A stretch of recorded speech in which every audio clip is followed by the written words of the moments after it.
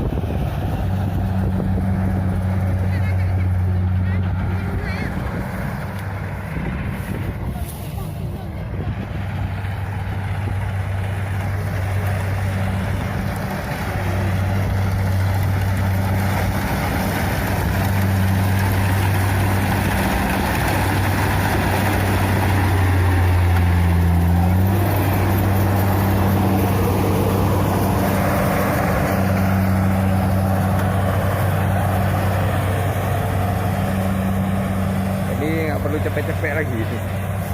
Mesin langsung jadi ya kan.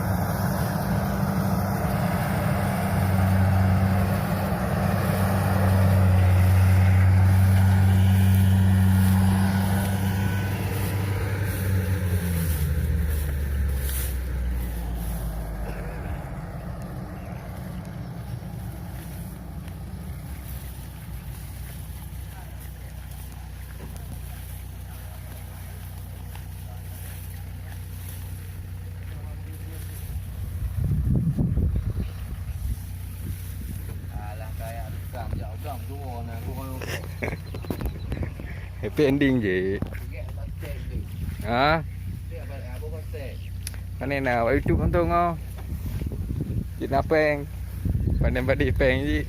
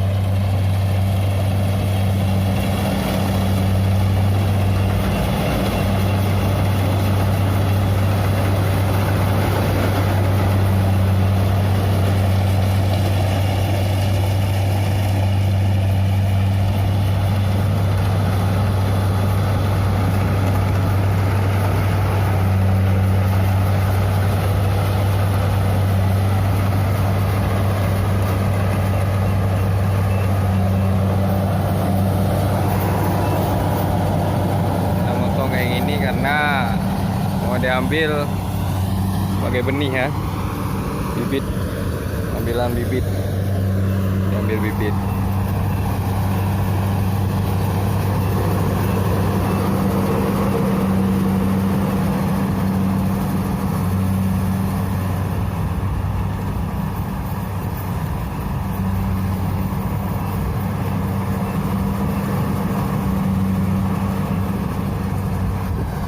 Bibit karena padinya kayak ini bro, cukup sebesar ya. Ini dia.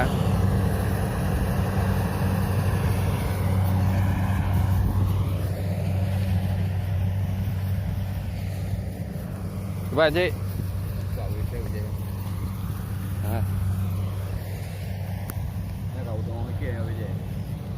Ya, oh.